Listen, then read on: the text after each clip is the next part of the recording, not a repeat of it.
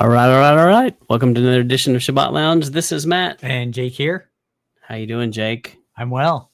Good. It's been a minute. We haven't been together much since Sukkot.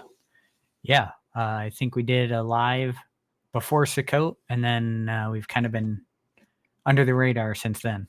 Yeah, we have seen each other, and but we haven't been doing this, and so hope that all of you had a great Sukkot. I'm sure probably everybody's wrapped that up by now. I think so. So you were the last one, Matt. Once you finished, it was all over. That's right. Last one. Well, we just kind of wanted to talk about what we saw, what we learned, what we heard, and please feel free to put that in the comments. And if you have not, please like, subscribe, comment. And we do have to give a shout out to Sabbath Lounge's own Luke. What's Luke's last name? From Leaving Churchianity. Yep. Luke Rogers. From Leaving Churchianity was on podcast, the live podcast with the other Luke. And so if you haven't checked that out, check that out. And anyway, we thought that was fun to see Luke get interviewed by Luke. That's right. But we encourage you to check out SabbathLounge.com. Have a lot of resources there, as well as if you've never checked out Compound Interest, some young ladies that we know that we think highly of. That's another good one. But we're here today to talk about Sukkot. Hope you had a great Sukkot. Yep. Yeah, we did. And, it's always spend the year looking forward to it. And then it goes by way too fast. Yeah. So it's always a good time of year to think about things and get away from life a little bit. Did you hear any good Sukkot jokes? I really sprung that one on you. You didn't see that one coming. Me either. So that's good. Yeah. Mm-hmm. If you know any Sukkot jokes, please let us know. So, well, Jake, to kind of tell them, we were going to discuss kind of anything we learned, anything we did different, anything we discovered. And I was just going to have you go first. I know that over the last few Sukkots, you've done maybe sometimes added a few things that you hadn't done before, and be interested to learn about that. Yeah. So one thing that always tends to happen at Sukkot is that's the week that the meat chickens go out on the pasture.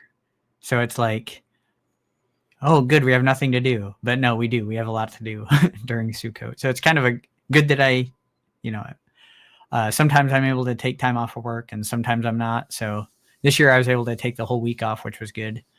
And so get recharged that way, spend time with the family that I don't typically get to spend, and get things done around the house, around the property that I don't typically get to do. And so just spend a lot of time out of doors, which is good. But generally, so for our Sukkot, we kind of have a system wherein we pull out all our camping stuff, obviously. This year, though, the kids had their own tents. And so we set it up as like Tent Town or Tabernacle Town, something like that. So that was fun. And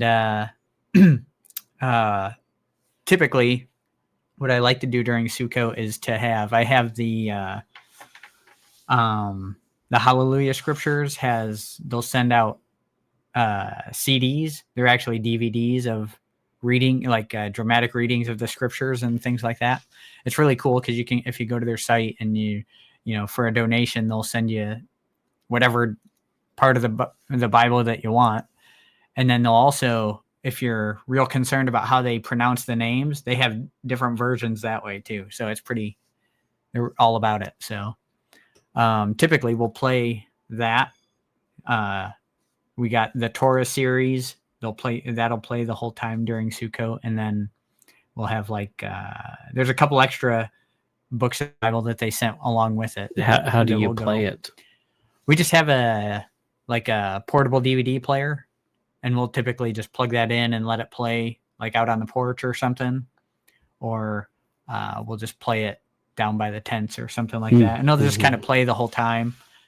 And, as you're walking around, you'll be hearing it and that kind of thing. So, and then, so we like to do that. And then I also, a few years ago, I went back and kind of pulled out a bunch of scriptures that talk about Sukkot. And I ended up with like 40 verses. So I split that up into, a certain amount each day, so that by the end of Sukkot, we read through all these scriptures that I've pulled out about Sukkot. So it's obvious, it's literally from Genesis through Revelation. So it shows up a lot. Like is it 47 times or something? Maybe more. I have 39 verses that I talk about it in, or that I pulled out that we read through. Yeah, that's interesting because I there was something that I did a derivative of Sukkot in dwelling in tents. I was surprised where else that it went. So let me see while you talk. Okay, I'll see if I can't find, because I think we probably did something similar. And then, so while Matt's looking that up. But right there. Say again. So the kids in their own tents, did that make everybody happier? Yeah, that was a lot of fun. And the kids kind of got to do their own thing. And typically we're pretty, I don't know. We're not strict on bed during Sukkot for the kids, but this year it was like wild and crazy. It was like, whatever, go to your tent and, we're going to be going to bed and you guys can stay up and do whatever you want. But we're tired. We're old and tired. So we're going to sleep. We also had a book. We'd do like a family book reading time at bedtime, and we'd read a chapter or two during, at night before bed. And so the kids could go to bed and think about important things, maybe. What did you read a particular book or? Yeah, it's one my wife was reading. I can't remember the name of it now, but something Torah centered or? Not exactly. No. This one's like early American. Oh, just something. Just a book enjoyment. Yeah, I think that's a great point. I think that you're commanded to have a good time, and if that makes you happy and you like it, do it. Yeah, and it's you obviously want to find something that has a good moral story to it, has some good values in it. So it was a good.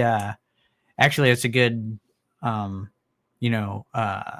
This girl goes and visits some of her friends. She's poor. She visits her like richer friends, and they're like a brother and sister dynamic at the rich people's house. And this girl's got country values, and so her values kind of rub off on the rich kids, and they and that shows them growing up and how they treat each other, and how the girl that comes into the family as a friend treats people, and just good lessons for kids to learn, and how to treat people, and how to treat your brother and your sister, things like that. So. Yeah. Well, next year, going to read Where the Red Fern Grows. Ooh. That's pretty sad, though. There's a lot of sad books out there. Yeah, a lot of sad books. But typically, too, I think the thing that Matt was probably missing this year is I always tell a camping story from my youth about a bear and a cooler and some cheesy puffs. So yes. And if you know that story and you're listening to this, please put a bear claw in an emoji in the comment, and we'll know who did that. Is that an actual emoji? I'm sure. Doesn't matter. No one knows that story.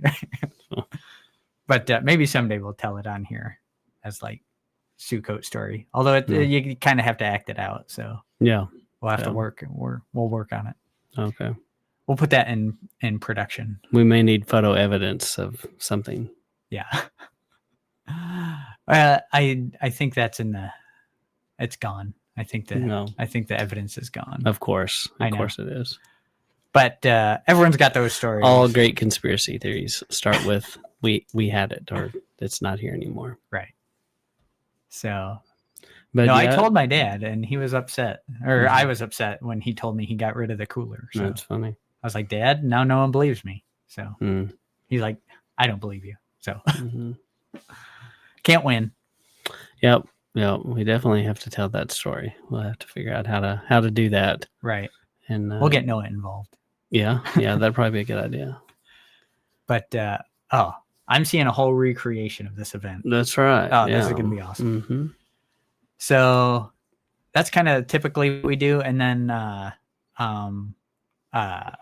this year, we usually also will get a specific like gift for each of the kids, and then we'll get like a family game kind of situation. This year we got like a detective game where it's like this big map and you get all these clues and you have to find out how the crime went down. So that was pretty fun. And then the kids typically get a specific gift for themselves, and then we do some like yard games, and we go biking and things like that.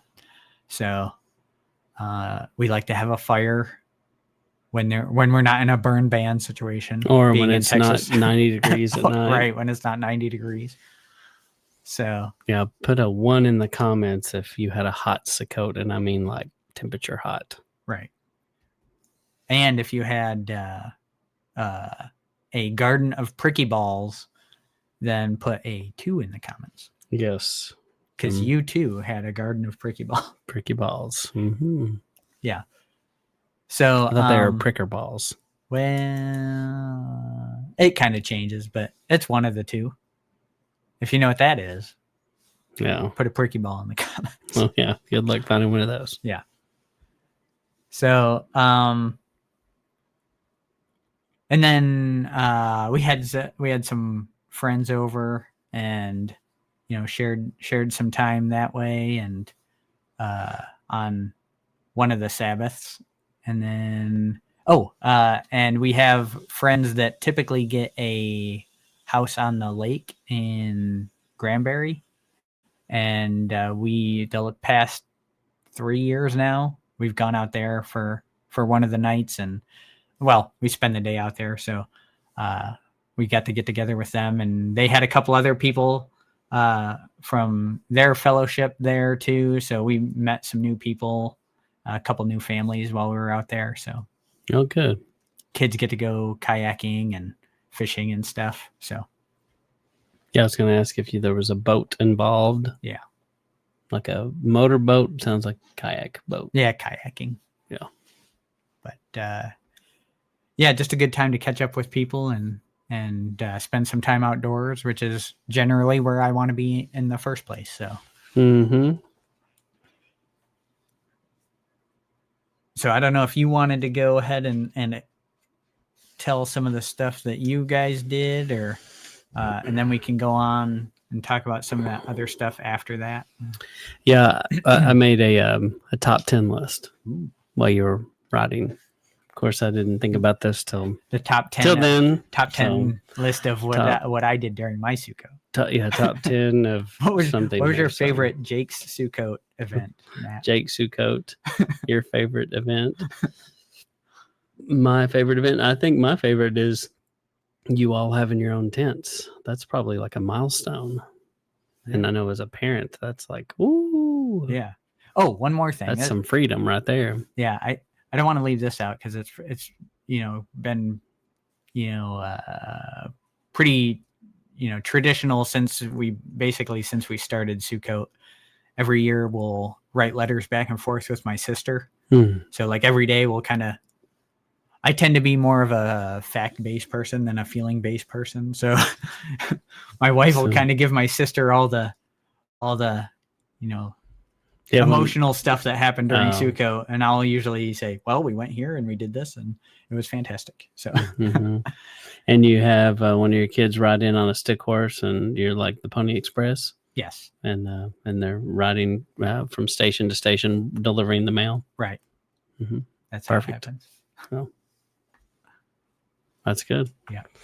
That's cool. That's a good idea. Well, the first thing I wrote, and this is top 10 list, but I don't think there's 10 things here. Okay. But you'll just have to count top 10 in no see, particular order. See if there's 10 here. And the first one was under his sukkah. So that was one of the things, one of the reoccurring themes that we discussed is when we do Sukkot, we're taking a minute out of our man-made sukkah, and we're getting under his sukkah, even though it's still under his sukkah. But we're kind of acknowledging that there are things here beyond our control. I think is kind of what we're saying. So that's part of it, and so that's on my top 10 list. And then another thing that happened is I made a website for our family called jacksontrailfarm.com, and I'll maybe show that here at some point. And I made each kid a page, and they're going to work on it. So that was because the theme of ours, just like you said, you gave gifts. Our kids are all older, and they made handmade gifts, and so they made gifts of food. We had somebody make, Micah made pickled peppers that were fresh. A whole peck of pickled peppers? Pickled peppers. Mm-hmm. And Chloe made some pimento cheese that was all the rage. And Megan made homemade cookie crisp cookies. So, and then... like as cereal, you mean? Yeah, like sweet. the cookie crisp, but like made with wholesome ingredients. Yeah, that's awesome. So... with the pimento cheese, just a tip on that. Yeah, that'd probably be good. Put that on hamburger. Fantastic. Mm-hmm. And yeah, Chloe's pimento homemade cheese is pretty hard to beat. And then Noah did like a sourdough jalapeno bread. And then Micah made some molasses cookies that were the most amazing molasses cookies I ever had in my life. They reminded me of gingerbread men cookies I used to have in Haskell, Texas, at a little bakery there.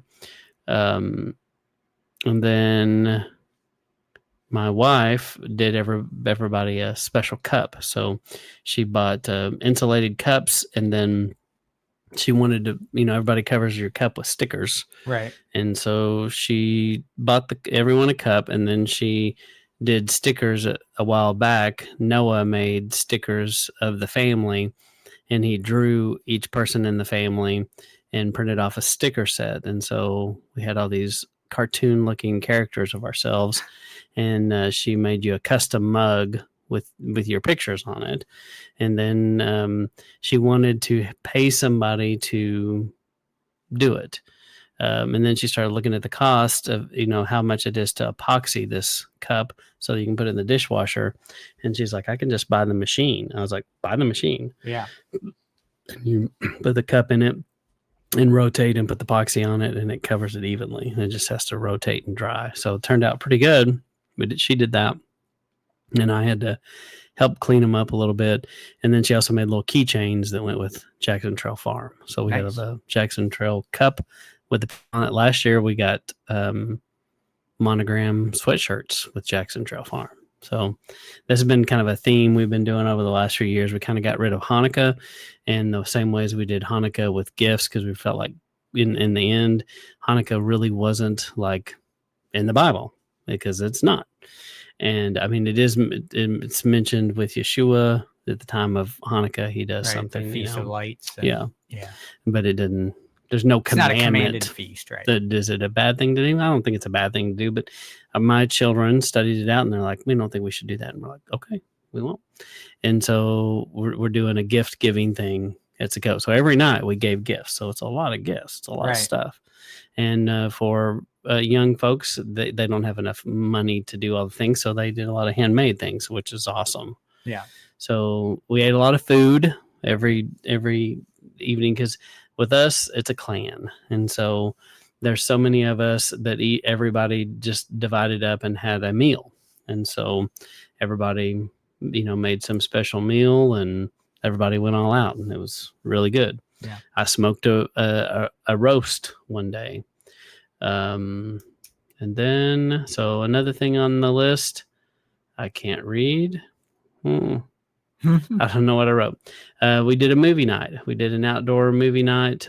We had some guests. We always try to invite people in that we had some people that had never done Sukkot really. And so that was an opportunity to show them a little bit about what we do and talk about that.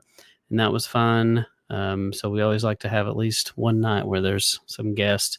We did an outdoor movie night with a screen, and we decided, I hope you don't judge us terribly, but we did Disney's Jungle Book.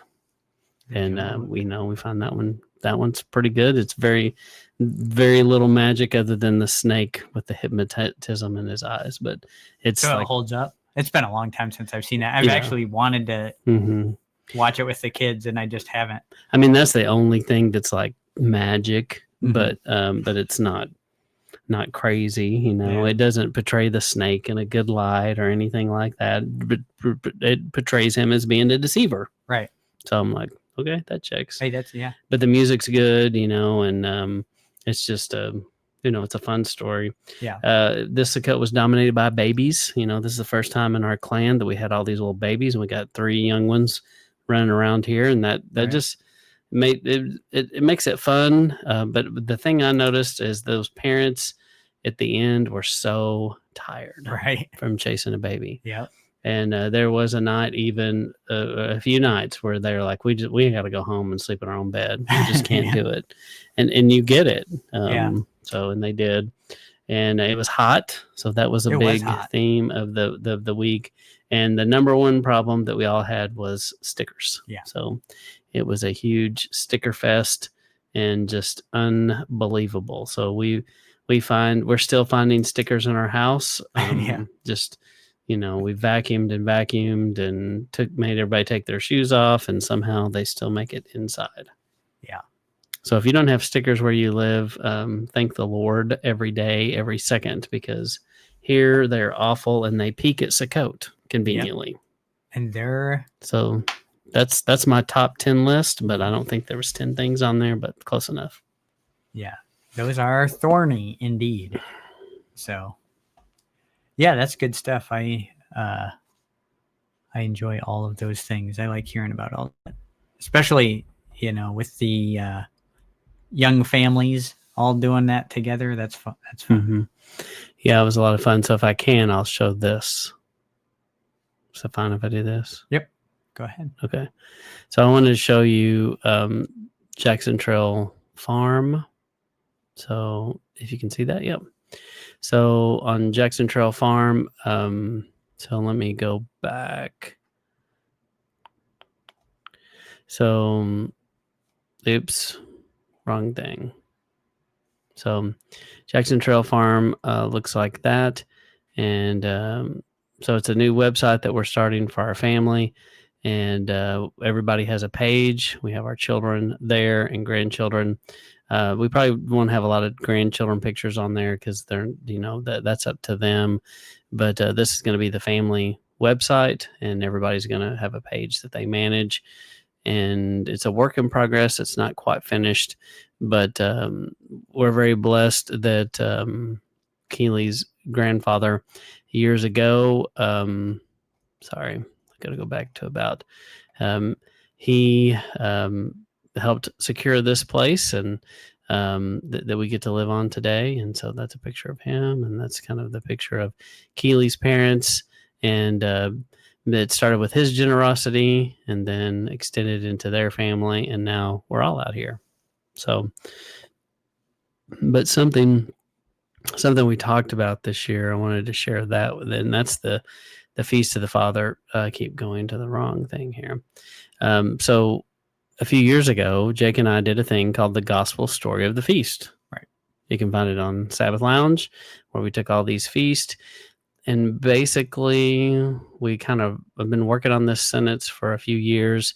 And you can take, and so this is kind of one of the big things that we talked about, is being able to tell the gospel story. Is, the feast is a gospel story, a conversion kind of story, a story to make someone want to do this, to tell the good news, because sometimes that seems to be lacking in our movement. And we focus on doing the things, Right. and sometimes we forget that there is grace, and it's by the blood, and his salvation is extended to us. But you can take all of the feast mentioned here, the 7 biblical feasts, and if you were to put them in a sentence, you could say something like this. And I think it's a good thing to come to your own way of saying it. But when people ask you why you do the feast, you could come up with some kind of sentence like this. And to me, this was all of the feast in a few, maybe a few sentences here. It says, "We are saved by the blood, which causes us to cleanse our temples from Babylon, to dine with our Creator. After meeting him, we listen for his voice. We soon announce and proclaim the coming King. When the King returns, we'll be found worthy of being in his house by the atonement of his blood." And in a nutshell, that's all the feast together, and that's the story that they're telling, and it definitely is the gospel. Right. So we talked about that, and then also, I put this. This is lifted off Sabbath Lounge. We have this little handy dandy chart. Yeah, don't tell them or we'll get copyright. That's right. We don't want those guys to come after Jackson Trail. That's right. So, but this is a little thing that goes with it, and then I also put a thing that Passover in 60 seconds in there, first fruits, the thing that we did, and then Yeshua and the first fruits, the feast, and the wedding story YouTube playlist. So that's kind of one of the things that we did. And then the other thing, and I think ours may tie together. So let me see if I can show you that, and then if you want to say something while I load that, feel free. And then I'll be ready again. Okay. So one of the other things that I noticed generally, and I don't know if there will be agreement on it, but I found that there's generally a desire to keep Sukkot specifically in, I think it's natural in men to want to keep Sukkot. By men, I mean people. Women too, sure. But the idea being that if you look around this time of year, it's when most people want to be out camping. Mm-hmm. This is a time when you have a lot of harvest festivals. If you look at a lot of church bulletin boards right now and billboards right now, they're talking about their harvest festivals. Even though they don't keep Sukkot, they still have this idea of, well, we have to do this harvest festival thing. Now, it could be alternative to Halloween, that kind of thing, trunk or treat style thing. But when you're talking about a harvest festival, that's basically what Sukkot is. It's follows the harvest, and you eat of the harvest that you brought in this year. Then you're praising Yah for what he's provided. And so I've noticed that I guess the first time I noticed it was when I first started keeping Sukkot. There was also a guy in my Bible study at work that was saying that he always goes camping in October, the fall time. And he always has a teepee that he kind of made. And, the kids draw something new on the teepee every year, that kind of thing. It's pretty awesome. But point being, he has this urge to go camping in the fall during Sukkot time. And same, I got a text from another friend of mine for this man camp. Ooh. If you've ever been to church man camp. So this is like this huge man camp, October 9th through 11th. So it's this 3-day thing. Man camp is a 3-day off-the-grid primitive camping experience for men. And it's all centered around biblical things and, things. So there's this urge in us to go keep Sukkot, I think. And we put it out there in many different ways instead of just going to the Bible and going, oh, it tells us to do this anyway. Let's just do that. So I think that's interesting. How people just generally want to be keeping this. Okay, this is interesting, Jake. So I was just looking at Man Camp, seeing what would come up, and I Googled it there. And then this is a different church. Actually, I've been here. This is a really nice retreat center.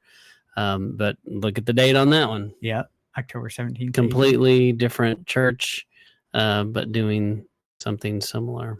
With paintball, skeet shooting, fishing. Yeah. So if you just Google Man Camp Church, you'll find several. Here's another one. This is Man Camp. And so that is interesting that you say that. Is that the one you were showing me? No. This one specifically is in Look at that Ohio. one. Look at that one. What's the date, Jake? October 24th to October 25th. Friday, Saturday. And my walk with my family, we always, I think I've seen this one. We always wanted to go camping. October, almost every year that I could, we'd go camping.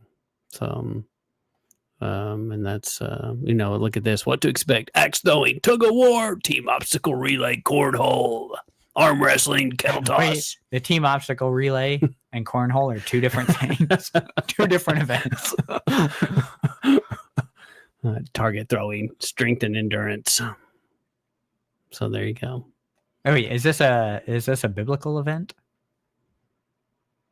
I don't know. I think it is. Let's see. Into a life lived with purpose. Oh, that purpose-driven life. Mm-hmm. I mean, this is a church. It seems like it. Oh yeah. It says watch live service. So yeah, I'm assuming that. But you'd think that would be like part of what they put on the activities list, though, is like also some gospel talk. Yeah. Now here's one in May. That ain't it. So that doesn't make our point. What are you doing? I know, wrong point. But it was just interesting that when you Google Man Camp, you find that apparently this is like a thing. So, yeah. But here's a 3-day off the grid primitive camping experience. That's the one. Oh. And that's actually mancamp.us. Yep. So that's the Man Camp. Nice. Oh, I think I've heard you talk about this before. So yeah, we're definitely drawn to want to camp this time of year. And I would say when I'd go, the main reason that I did is because it typically was cooler in October. So, right. Oh, Matt Chandler. Although up in Ohio, it's going to be quite cool. Yes. You could get snow that time of year. Yeah, it's not going to be Texas cool, is it? Okay. Anyway, that was interesting. Yeah. So I don't know if anyone else has noticed that trend. Put it in the comments. Oh, the other thing is tied to this is I believe that the county fair where you take your harvest and you get judged by your by what you bring. I think that's kind of a ripoff of Sukkot, similar to the Man Camp thing, where I just grew this great harvest, and I want to bring them my greatest produce to get judged as great produce, right? And then you also bring your animals, and they judge your animals. Who has the spotless lamb, right? And if you have the spotless lamb, you get the greatest, the blue ribbon and whatnot. So I think all that is put in us, and we don't know how to express it biblically so we just do what we can with it. So I think if we went back to our Bibles and, you know, tried to live that out, we could do what all these people are trying to do on their own exponentially. And I think it would be, you know, a great worship situation Yeah. to Yah.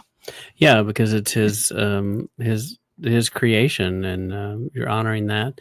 Yeah, you know, looking back at, I was just looking. You know, I grew up in good old Lubbock, and I found this thing. It won't let me pull it up, but I found South Plains. What's it called? South Plains Fair, and they had all their judging criteria in here, and the stuff that they're judging, it's all stuff that y'all made, but with the human interaction, like all the stuff with flowers and plants and biggest pumpkin. I can remember people doing that, or, you know, this is in West Texas, so biggest cotton plant and things like that. So, and then of course all the animal judging that happens, and so that's pretty common at a state fair. So, Yeah. you know, a lot of people just know the state fair of rides and funnel cake, but as a kid, I was always pretty interested in all the produce and the agriculture piece. Yeah. Because in a way that is testifying to Yah's greatness, because he made this stuff. Right. And it is a way that man is acknowledging, even though, you know, 100 years ago, we were much better at saying God's bounty. Right. That would be something. Instead of look what I grew. Yeah. And, you know, give me a ribbon for my hard efforts. Yeah. Instead of pointing to Yah about it. Yeah. Yeah. And today that you know, people might be like, it's the fertilizer, it's this, it's right. that. Oh, but yeah, that's a good observation. Well, one of the other things I had was this, so I wanted to kind of share this with you. No, okay, that's how I do it. Okay, so when it comes to, let me see if I can make it bigger. I don't know if that gets bigger. So when I started researching Sukkot this year, I started looking at, just like Jake did, 37, 39, is that what you said? 39 is what I have. So I found it quite a few places. And then, of course, everyone knows Genesis 33:17. If you don't know that one, you should look at it. When you break Sukkot down by the letter, and so I looked at the root word of Sukkot, which is pronounced like S-A-K-A-K. It speaks of the creation of a hedge, and it shows interwoven strands in sorts. It's commonly described as prickly branches interweaving to create a defensive hedge to hide behind, to look intently out from. So I thought that was kind of interesting, you know, kind of a real tight, almost like a basket weave or something. Then I looked at Jeremiah, and Jeremiah 35:5-10, it talks about, and they lived in tents. And so from that root word, so I found this interesting. So when you look up this word here, so I'd say take the Blue Letter Bible, look at Jeremiah 35:5-10, and you'll see a reference to Suckites. And Suckites are a hedged-in people. Interesting. And I always think it's kind of, and so I was thinking that's kind of what we aim to be, is a hedged-in people. And so I started thinking about that a little bit, and from the root word, from that same root word, to weave protection.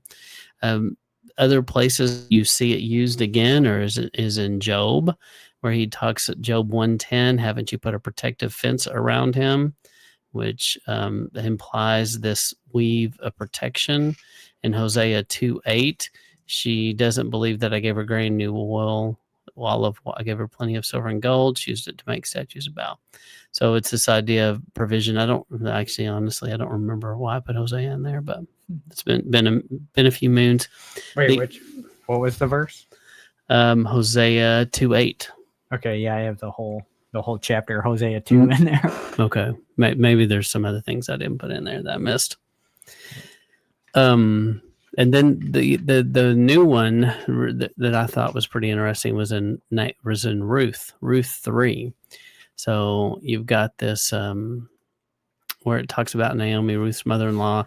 So my daughter, shouldn't I try to look for a home that would be good for you? Isn't Boaz, whose young women who've been working with your relative? He will be separating the barley from the husk on the threshing floor tonight. Freshen up, put on some perfume, dress up, go down to the threshing floor. Don't let him know that you're there until he's finished eating and drinking.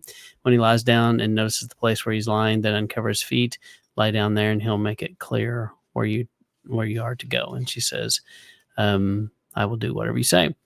So there is a couple of interesting things here. So this administering of the oil here is connected to the root to the word suk, which clearly is in Sukkot. It describes the administration of an oil, apparently the expectation of what would protect the recipient, since the two-faced verb may also be used mean is hedge or noun. Could even mean oil flask. And then this word here, misuka, which I'd never had heard before, it means hedge, and obviously similar to misuka, meaning hedge. So that is contained in here when you look at it in the blue letter. Also, Ohel, Strong's H168, is tabernacles, dwelling place, covering, home, tent, nomad's tent. So that's one that probably showed up in one of your scriptures there too. But I thought this was interesting, this connection to anointing being poured over as well. So I thought that was a good connection. So yeah, for sure. Yeah, I didn't missed some. Like I don't know that I have the Jeremiah one. I have Jeremiah 40, but I don't have, let's see, I have Jeremiah 41, but I don't have the Jeremiah 35. So I added that to my list now. yeah. Well, okay. What I'd say is when you're doing a study like that, it's always interesting if you can find the root word of those things and then chase those down a little bit, and you'd be surprised what all you find that's connected. And so, that's kind of how I got there, I think. Yeah. And then just as a note for the Hosea reference, chapter 2, my note on that is they have forgotten all is from Yahweh. So that's what I took from that was remember how important it is during Sukkot to remember that all that you have, Yahweh's provided for you. Yeah. Well, I think that goes back to what we said at the beginning, that in essence, that I think that's part of, even though it's necessarily commanded this way, but I think it's kind of an unwritten result or an unwritten command that basically we're acknowledging that we are truly under his protection, under his provision, and not under the provision and protection of our own two hands. Yeah. Because we live in a world that says, if you're a man, whatever, you got to provide for your family, got to be this and this and this. And actually, Yah is going to provide. And it's pretty arrogant of you and I to be like, I've got this. I'm going to build this and cover my family. And yes, there's that's part of it, but don't be so arrogant to not have any room for him. Right. Because he's letting us be here. This is his place. Right. And we're living rent free basically. Yep. So, but it's a good reminder, and you're out into the elements, and you become more like the birds. That's the scripture that I kept hearing in my head was, don't, look at the birds of the air, how they don't worry what tomorrow's going to be. They don't worry about the food. They just know they have no worry about that. They're just going to be taken care of. Right. And that's where he wants us. And so it's a minute in our life every year where we kind of get back to that place of simplicity where we're under his provision, relying on his provision. And, it's a good thing to be a part of. Right. And it's an easy thing to talk to people about, so Passover, you get a lot of resistance because why aren't you celebrating Easter? And, you get some of that. And Passover is well known as Jewish. Yeah. But Sukkot, people are like, what? What even is that? Yeah. Yeah, your coat? Mm-hmm. What do you mean your coat? And they've probably heard of tabernacles, shelters, but to me, it's one of the easier times to explain to people kind of what you're doing. It definitely stands out, and they're like, "You sleep in tents?" Most people are like, "That's cool." Yeah. So very few people are like, "Oh, because that's it's crazy." in us to want to do that. So they're like, Yeah. "Oh, sleep in tents. I like to do that also." Yeah, A friend of mine, a guy at work, was just talking about, "Oh man, I got to go get out and go camping." Mm-hmm. It's like, yeah, you do. Yeah. Well, it's that idea, people have gotten into grounding, and it's like this new thing. Well, he made us from the dirt. He wants us to be in contact with the things he made. And that's not a shocker. Yeah, That, like dirt, yeah. your children, Yeah, animals, that's right. poison ivy, Yeah. Stickers. pricky ball. So, but yeah, I think that all goes together. But anyway, that's kind of some things we observed and we saw, and we'd like to know things that you observed that you experienced at your family Sukkot. And also, Jake, I'll let you kind of go wrap us up a little bit on this. And do you evaluate at the end of your Sukkot what went well, what went bad, what to change, what to add, do you do anything like that? And do you have something to share along those lines? Yeah, we try to do that. Usually it kind of comes later, like, because after Sukkot, it's like hustle and bustle to get back into the house and get everything picked up and get ready for the week to come. And then that week back is always kind of hectic.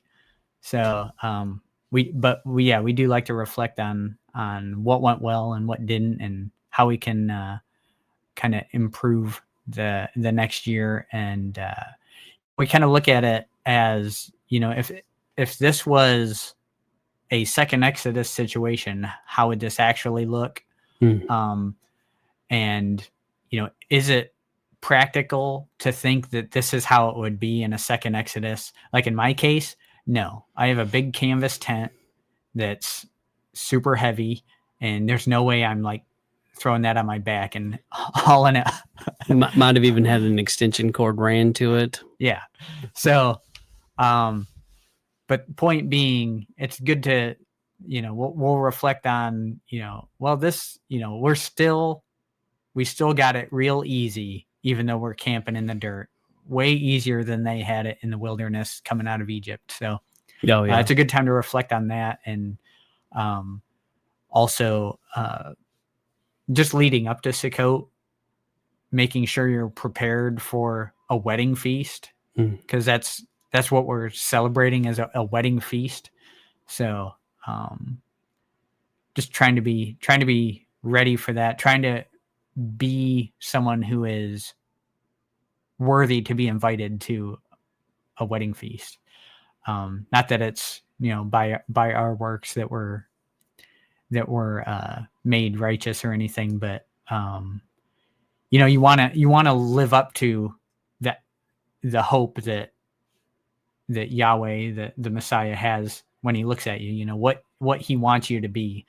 And you want to kind of live up to that. When when your father looks at you and has some expectations on you, it's good for a father to have expectations of his children, because then they can grow into those kind of things. You have an expectation, but you also have grace and mercy, and that helps them to get beyond themselves and grow stronger and bigger, and that kind of thing. So something to strive to be worthy of the gift that you've been given, that kind of thing. Yeah, no, that's good. So yeah, that's kind of generally how we take it. Yeah. Well, we just wanted to kind of come in and share our experience and see if you had similar experiences. See if you had any divine revelation, any downloads, anything like that. Please let us know. But we intend on getting back on some kind of a regular podcast as long as our life allows. And so we'll keep on airing these on Shabbat morning about 9 a.m. Central Standard Time in the U.S. That's right. So check out Sabbath Lounge for all your Sabbath Lounge needs. Yes. And all your chair needs. That's right.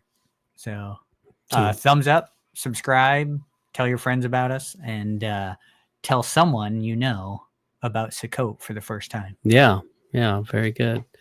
All right. Well, that's all we got. And this is Matt And Jake. signing out.